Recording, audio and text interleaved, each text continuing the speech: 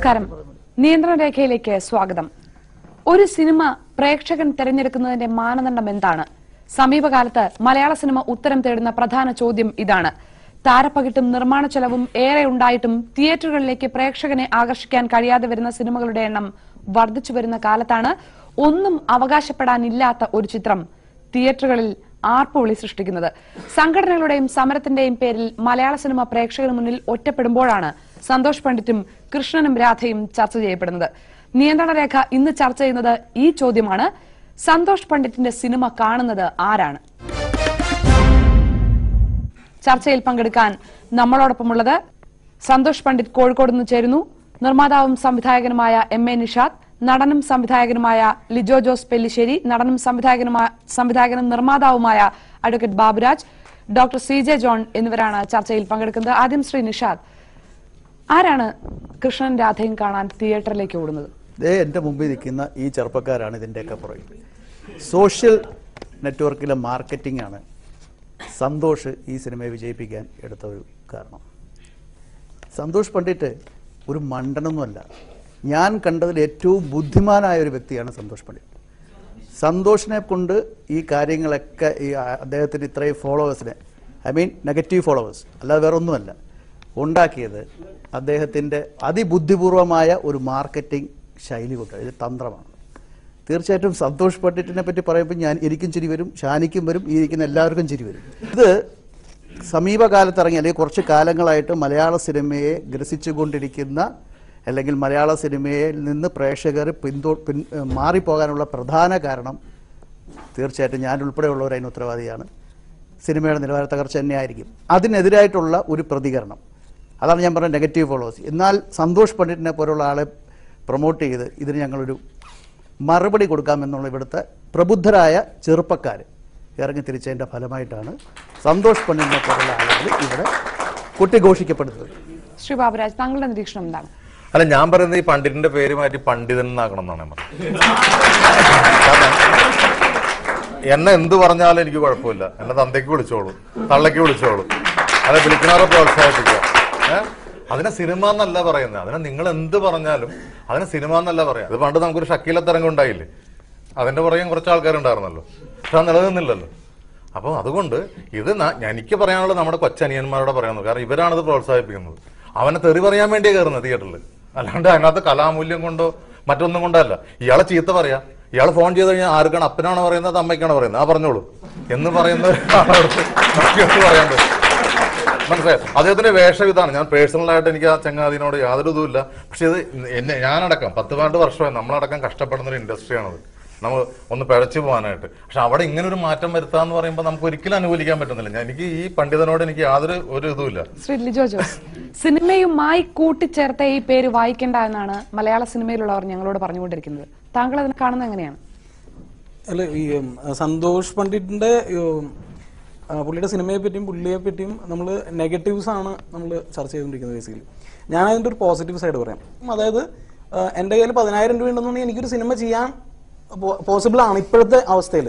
നമ്മൾ ഡിജിറ്റൽ മീഡിയവും അതുപോലുള്ള ഫെസിലിറ്റീസും ടെക്നിക്കും ഒരുപാട് ഡെവലപ്പായി കഴിഞ്ഞു. അത് സിനിമ ചെയ്യുന്ന ഘട്ടം വരെ അതിപ്പോ നമ്മൾ കണ്ടു. ഏറ്റവും ഒടുവിൽ ചാപ്പാക്കുരിശിന്റെ സമയത്തൊക്കെ പ്രൊഡക്ഷൻ കോസ്റ്റ് കുറയ്ക്കുന്നതും സിനിമ എന്നിട്ട് യാഥാർത്ഥ്യമാക്കാനുള്ള പുതിയ സാങ്കേതിക വിദ്യയുടെ സഹായമൊക്കെ കേട്ടിട്ടുണ്ട്.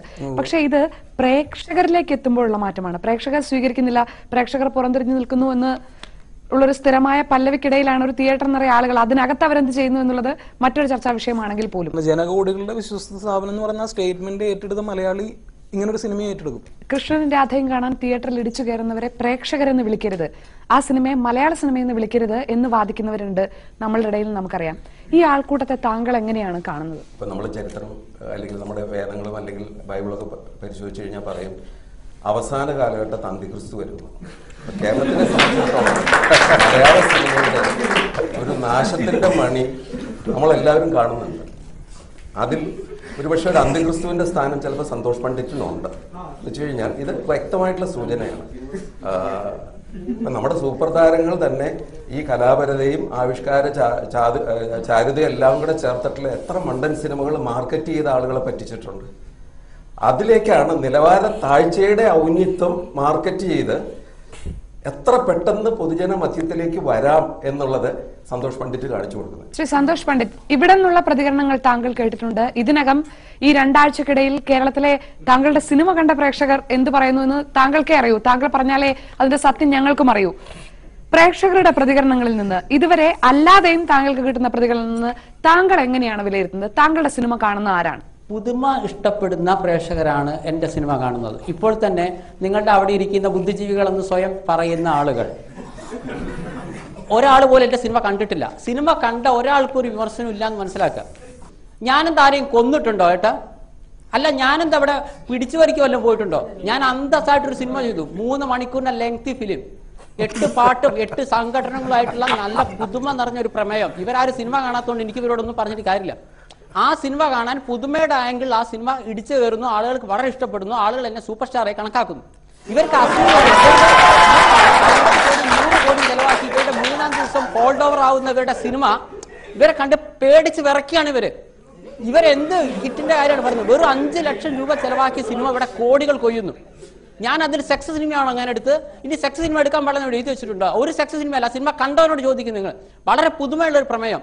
ഇവര് പഴയ വീഞ്ഞ് പുതിയ കുപ്പിയിലാക്കുക എന്നുള്ള ഒറ്റ സിദ്ധാന്തമാണ് ഇവർ കൊണ്ടു നടക്കുന്നത്. ഇവരെന്താണ് ചെയ്യുന്നത്? കോടികൾ നശിപ്പിക്കുന്നു. ഇവർ പറയുന്നത് എന്താ? ഇത്രയും കാലം ഇവരെന്താണ് പറഞ്ഞു നടന്നത്?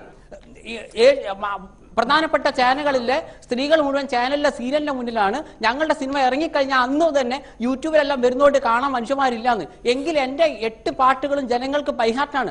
രാത്രി ശിവരാത്രി എന്ന് പറഞ്ഞ പാട്ടിന്റെ വീഡിയോ ഇവിടുത്തെ LKG കുട്ടികളുടെ മൊബൈലിൽ വരെയുണ്ട്. ഒരേ സമയം മലയാളത്തിൽ കൃഷ്ണൻ രാധയും പോലുള്ള നല്ല പുതുമുള്ള സിനിമ ഓടുമ്പോൾ തമിഴ്നാട്ടിൽ എങ്കൈ എപ്പോ എന്ന് പറഞ്ഞ സിനിമ അവിടെ സൂപ്പർഹിറ്റായി ഓടുന്നു.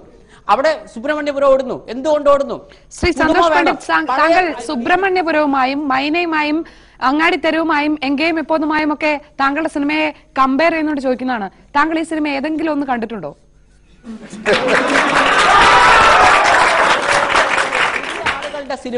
പുതിയ ആളുകളുടെ സിനിമ ജനങ്ങൾ അംഗീകരിക്കുന്നു. പുതിയ ആളുകളുടെ സിനിമ അംഗീകരിക്കുന്നു. ഇത് കാണുമ്പോൾ ഇവർക്ക് പേടിയാണ്. ഇവർക്കൊക്കെ ചാൻസ് നഷ്ടപ്പെടുമെന്ന് എനിക്ക് ഇവരോടൊന്നേ പറയാനുള്ളൂ. കുറെ 100 പുതിയ ആളുകൾ വന്നു വെച്ചിട്ട് ഇവരുടെ ചാൻസ് പോകുന്നില്ല. ഇവർക്ക് കിട്ടേണ്ടത് ഇവർക്ക് തന്നെ കിട്ടിയിരിക്കും എന്ന് വെച്ചാൽ ഇങ്ങനെ പേടിച്ച് വരച്ച് എന്നെ ശത്രുവായി കണക്കാക്കേണ്ട കാര്യമൊന്നുമില്ല. ഇതുപോലുള്ള പുതിയ ചുരുങ്ങിയ ലോ ബജറ്റിൽ ഇവരൊക്കെ 100 ജന്മം ജനിച്ചാൽ ഇവർക്ക് 5 ലക്ഷത്തിലൊരു സിനിമ ചെയ്യാൻ പറ്റുമോ? എങ്കിൽ കാണിച്ച് ജനങ്ങൾ കാണട്ടെ. നിങ്ങളുടെ ഭാഗത്തുനിന്ന് സിനിമ കണ്ടവർക്ക് പറയാം. കൃഷ്ണനും രാധയും എന്നുള്ള സിനിമ കാണേണ്ടി വന്ന ഒരു ഹതഭാഗ്യനാണ്. എൻ്റെ ഒരു സുഹൃത്ത് നിർബന്ധിച്ചുകൊണ്ട് ഞാൻ പോയതാണ്. ഞാൻ അത് ആ സുഹൃത്തിനെ എനിക്ക് തല്ലിക്കൊല്ലാനുള്ള ദേഷ്യമുണ്ട്. കാരണം ഇതിൽ കോപ്രായമാണ്, ഇതിൽ അഭിനയമല്ല. ഇത് സന്തോഷ് പണ്ഡിറ്റ് ആയാലും ബാക്കിയല്ല ഒരാൾ പോലും നല്ലൊരു അഭിനേതാവില്ല. ഞാൻ അവസാനം വരെ നോക്കി എന്തെങ്കിലും നല്ല വശമുണ്ടോന്ന്. കോപ്രായത്തിന്റെ ഒരു കേളിയാണ് അവിടെ നടക്കുന്നത്. അതുകൊണ്ട് ഈ പടം ഒരിക്കലും ഇതിനെ പ്രോത്സാഹിപ്പിക്കാൻ ഞങ്ങൾക്ക് സാധിക്കില്ല. ദയവ് ചെയ്ത് ഇനി അഭിനയിക്കുകയോ സംവിധാനം ചെയ്യുകയോ ചെയ്യരുത്. പകരം താങ്കൾക്ക് പണമുണ്ടെങ്കിൽ സിനിമ നിർമ്മിച്ചോ. നല്ല നല്ല ആൾക്കാർ, സംവിധായകരും അഭിനേതാക്കളും കൂടെ ഉണ്ട്. ഇതിലുള്ള അഭിനേതാക്കളെ ഒന്നിനെയും പങ്കെടുപ്പിക്കാതെ താങ്കൾ സിനിമ നിർമ്മിച്ചോ. അതുകൊണ്ട് ഞങ്ങളെ ഈ കഷ്ടകാലത്ത് നിന്ന് രക്ഷപ്പെടുത്തണേ എന്നൊരൊറ്റ പ്രാർത്ഥനയുള്ളൂ. നേരത്തെ താങ്കൾ പറഞ്ഞ ഒരു പൊളിറ്റിക്സും ഒരു പേടിയും ഇല്ലാത്തൊരു സാധാരണ പ്രേക്ഷകനാണ് പറയുന്നത്. ഓക്കെ, ഞാൻ പറയുന്നു, ഞാൻ ആരോടും പ്ലീസ് കാണുന്ന ഈ പറയുന്ന വ്യക്തിന്റെ അടക്കം ഞാൻ പോയിട്ടില്ല. ഇഷ്ടമുള്ള പുതിയ മനസ്സുള്ള കണ്ടാൽ മതി. എന്റെ സിനിമ കാണാൻ ആളുകൾ ഉള്ളിടത്തോളം കാലം ഞാൻ ജനങ്ങളെ മുന്നിൽ കാണിച്ചിരിക്കും. ഇഷ്ടമുള്ള പുതിയ മനസ്സുള്ള കണ്ടാൽ മതി. ഞാൻ ആരോട് കാണുന്ന നടക്കുന്നില്ല. ഇയാൾ എന്തിനാ എന്റെ സിനിമ കാണുന്നത്? നല്ല ആളുകൾ കണ്ടാൽ മതി. അത് കാണാൻ ആളുകൾ ഇവിടെ ഉണ്ട്. ഇവിടെ 30 ദിവസം ഹൗസ്ഫുള്ളിലാണ് സിനിമ ഓടുന്നത്. സിനിമ നിർമ്മിച്ചോളൂ, അഭിനയിക്കാതിരുന്നാൽ മതി. സംവിധാനം ചെയ്യുകയും ചെയ്യരുത്, രണ്ടും മതി. അഭിനയിക്കും. ഇഷ്ടമുള്ള പുതിയ മനസ്സിന്റെ കണ്ടാൽ നിങ്ങളുടെ കാണാൻ ഞാൻ പറഞ്ഞോ? നിങ്ങളെ വീട്ടിലേക്ക് ഞാൻ വന്നോ? നിങ്ങൾക്കൊക്കെ അസൂയല്ലേ? ലോക റെക്കോർഡ് കിട്ടിയത് സിനിമ കാണാൻ അറിയാമോ? കാശ് കൊടുത്ത് ഫ്രീ ആയിട്ട് നിങ്ങൾ കാണണ്ട. ഞാൻ ഇനി അഭിനയിക്കും. ഇഷ്ടമുള്ള പുതിയ രൂപ നഷ്ടപ്പെടുത്തിയത് ഈ തല്ലിപ്പൊളി പടമാണ്. എന്റെ ജീവിതത്തിൽ ഇത്രയും തല്ലിപ്പൊളി പടം കണ്ടു. അവസാനിപ്പിച്ചോ? അടുത്ത സിനിമ മുതൽ നിങ്ങൾ കാണണ്ട. നിങ്ങളെപ്പോലുള്ളവര് ഇവിടെ മറ്റുള്ളവർക്ക് ഓശാന പാടാനാണ് നടക്കുന്നത്. എനിക്ക് ഒറ്റ കാര്യം ചോദിക്കാനുള്ളത് ഡോക്ടറോടാണ്. ഡോക്ടർ, ഇയാൾക്ക് മാനസികമായിട്ട് എന്തെങ്കിലും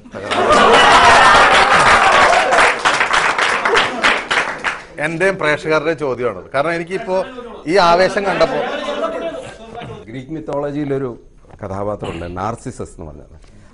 അദ്ദേഹത്തിനോട് തന്നെയാണ് അദ്ദേഹത്തിന്റെ പ്രണയം. ഇങ്ങനെയുള്ള ആളുകൾക്ക് വരുന്നൊരു പ്രശ്നം എന്താണെന്ന് വെച്ച് കഴിഞ്ഞാൽ അതിശയോക്തിപരമായിട്ട് സ്വന്തം കഴിവുകളെ സ്വയം അങ്ങ് പെരുപ്പിച്ച് കാണും. മറ്റുള്ളവരെന്ത് പറയുന്നു എന്നുള്ളത് തീർത്തും അവർക്ക് യാതൊരു പ്രശ്നമല്ല. ഇപ്പൊ തന്നെ സിനിമ കണ്ടിട്ടുള്ള ആളുകളുണ്ടോ എന്ന് പറഞ്ഞപ്പോൾ ഒരാൾ അത് പറഞ്ഞിട്ട് അതിന്റെ ഫീഡ്ബാക്ക് പറഞ്ഞപ്പോൾ അതിനോടൊരു തുറന്ന മനസ്സല്ല, ആ ക്രിറ്റിസിസത്തിനോടുള്ള അസഹിഷ്ണുതയാണ്. ഈ നാർസിസിന്റെ പേരിൽ ഉള്ള നാർസിസിസ്റ്റിക് പേഴ്സണാലിറ്റി ഡിസോർഡർ എന്ന് പറഞ്ഞിട്ടൊരു വകഭേദമുണ്ട്. അതില് തീർച്ചയായിട്ടും ഈ തരത്തിലുള്ള അതിശയോക്തിപരമായിട്ടുള്ള ചില ചിന്തകളും ഒക്കെ വരാം.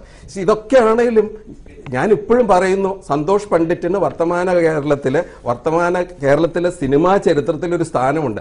അദ്ദേഹം ഒരു ചൂണ്ടുപലകയാണ്. നമ്മുടെ ഇവരെ പോലുള്ള സിനിമ പ്രവർത്തകർക്ക് വേണ്ടിയിട്ടുള്ള ഒരു ചൂണ്ടുപലയായിട്ടാണ് നിൽക്കുന്നത്. ആ രീതിയിൽ അദ്ദേഹത്തിന്റെ പ്രസക്തി നമ്മൾ തള്ളിക്കളയാൻ പറ്റില്ല. ഇവരോടുള്ള പ്രതിഷേധവും കലാപവുമാണ് തിയേറ്ററുകളിലുള്ള കൂക്കുവിളിയും ആർപ്പുവിളിയും പുലഭ്യം പറയലുമായിട്ട് ഈ യുവതലമുറ കാണിക്കുന്നത്. നിങ്ങളുടെ പ്രതിഷേധം, ഇപ്പോഴത്തെ സിനിമയോടുള്ള നിങ്ങളുടെ പ്രതിഷേധം ഉള്ളു തുറന്ന് അത് പ്രകടിപ്പിക്കാനായിട്ടുള്ള ഒരു അവസരം ഉണ്ടാക്കി കൊടുത്തതിന് തീർച്ചയായിട്ടും സന്തോഷ് പണ്ഡിറ്റിനെ നമ്മൾ അനുമോദിക്കുകയാണ്. ആ തലത്തിൽ ഒരു സാമൂഹിക മനഃശാസ്ത്രത്തിന്റെ ഇതില് ഞാൻ അദ്ദേഹത്തിനെ അനുമോദിക്കുന്നു. ഇതിൻ്റെ അകത്ത് നമ്മൾ LP സ്കൂളിലൊക്കെ പഠിക്കുന്ന കാലത്ത് ഈ സ്കൂള് ഇന്റർവെൽ സമയത്ത് ഒരു പ്രാന്തൻ പാട്ട കൂട്ടിക്കൊണ്ട് പോയാൽ പിള്ളേരെല്ലാം കൂടും.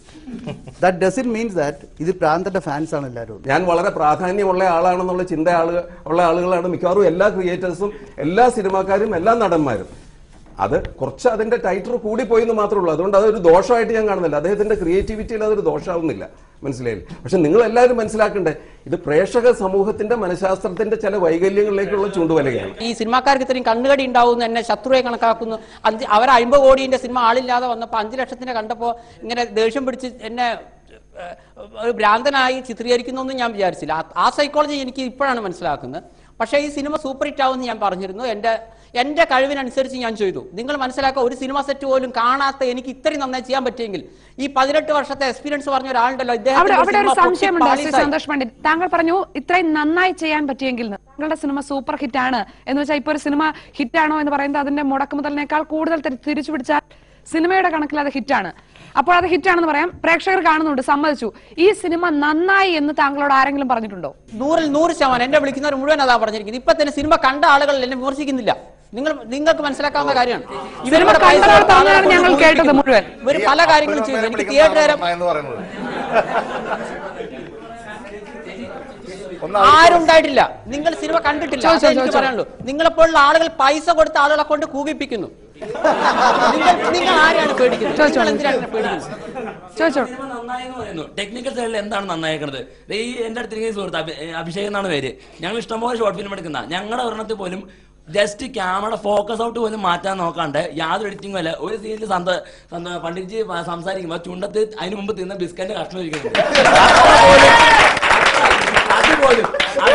അതുപോലും പിന്നെ രണ്ടുപേരും നടന്നു വരുന്ന സീനാണ്. അതിനകത്ത് ഫോക്കസ് ചെയ്യുന്ന ബാക്ക്ഗ്രൗണ്ട് ആണ്. പച്ചയും ബാക്കി എല്ലാവരും ഉറുമ്പിനെ വരെ കൃത്യമായിട്ട് കാണാം. പക്ഷെ നടന്നു ആൾക്കാരെ കാണുന്നില്ല. ഇതാണ് നല്ല സിനിമ. കേരളത്തിലെ ജനങ്ങൾക്ക് എന്താണ് അവർ ആഗ്രഹിക്കുന്നത്, അവരെന്താണ് അർഹിക്കുന്നതെന്ന് എനിക്കറിയാം. അത് ഞാൻ അവർക്ക് കൊടുത്തു. ചോദ്യമാണ് ശ്രീ നിഷാദ്, കേരളത്തിലെ ജനങ്ങൾ അർഹിക്കുന്നത് എന്താണെന്ന് അങ്ങനെ പറയാൻ അദ്ദേഹത്തിന് ധൈര്യം നൽകുന്നത് എന്താണ്? അദ്ദേഹം തന്നെ പറയുന്നു കേരളത്തിലെ ജനങ്ങൾ ആഗ്രഹിക്കുന്ന കൊടുത്ത് താനാണെന്ന് അയാൾ പറയുമ്പോൾ അയാൾക്ക് സംതിങ് റോങ്, എന്തോ പ്രോബ്ലം ഉണ്ട്. അതാണ് നേരത്തെ ഡോക്ടറോട് ഞാനും ബാബുവും ചോദിച്ച കാര്യം. പക്ഷെ ഇതൊന്നും ഈ വാക്കുകളൊന്നും നമ്മൾ മഹത്വവൽക്കരിക്കേണ്ട കാര്യമില്ല എന്നുള്ളത്. വിളിക്കുന്ന ആൾക്കാർ തന്തയ്ക്കും തള്ളയ്ക്കും പറയുകയാണെങ്കിൽ അതിന് അനുമോദനമായിട്ട് കൂട്ടിയാൽ പിന്നെ നമ്മൾ ഈ ചർച്ചയിൽ ഇരുന്നിട്ട് എന്ത് കാര്യം? ഒരു ക്ലാബ് ബോയ് ആയിട്ട് അവൻ വന്ന് ഓരോ സ്റ്റേജ് ബൈ സ്റ്റേജ് വന്ന് അവൻ ഓരോ ആർട്ടിസ്റ്റിന്റെ അടുത്ത് വന്നിട്ട് സാർ എൻ്റെ ഒരു പടം ഒരു പ്രൊഡ്യൂസർ അന്വേഷണം നടന്ന് അങ്ങനെ ഉണ്ടാക്കുന്ന സിനിമകളെ അവിടെ നിലനിൽക്കുന്നുള്ളൂ, ഓടുന്നുള്ളൂ. അവിടെ ഒരു സുപ്രഭാതത്തിൽ വന്ന് എന്നെ തെറി വിളിച്ചോ അല്ലെ എന്നെ എന്തൊക്കെ വിളിച്ചോ എന്ന് പറഞ്ഞൊരു സിനിമ ഉണ്ടായിട്ട് അതിന്റെ പുറകെ നടക്കുന്നു, അതൊരു ചർച്ചയാക്കുന്നു, അതിനുവേണ്ടി നമ്മൾ വലിയത് തരുന്നു, അതിനുവേണ്ടി ഞങ്ങൾ വന്നിരിക്കുന്നു. അതല്ല, ഇത് ഞാനൊരു പ്രതിഷേധം എന്നെ പോലെ കഷ്ടപ്പെടുന്ന ഇദ്ദേഹത്തെ പോലെ ഇവരെ പോലെ അത്ര അറിയിക്കാൻ വേണ്ടി മാത്രം വന്നു. കേരളത്തിലെ ജനങ്ങൾക്ക് എന്ത് വേണമെന്ന് താങ്കൾക്ക് അറിയാം, അത് താങ്കൾ കൊടുത്തു എന്ന് പറഞ്ഞു. എന്റെ പൊന്നു മാഷെ പച്ചത്തെറിയാണ് തിയേറ്ററിൽ കയറുന്ന യൂട്യൂബില് ഞാൻ വരെ കമന്റ് ചെയ്തിട്ടുള്ളതാണ്. എന്റെ പൊന്നു അതൊന്ന് തുറന്നു നോക്കി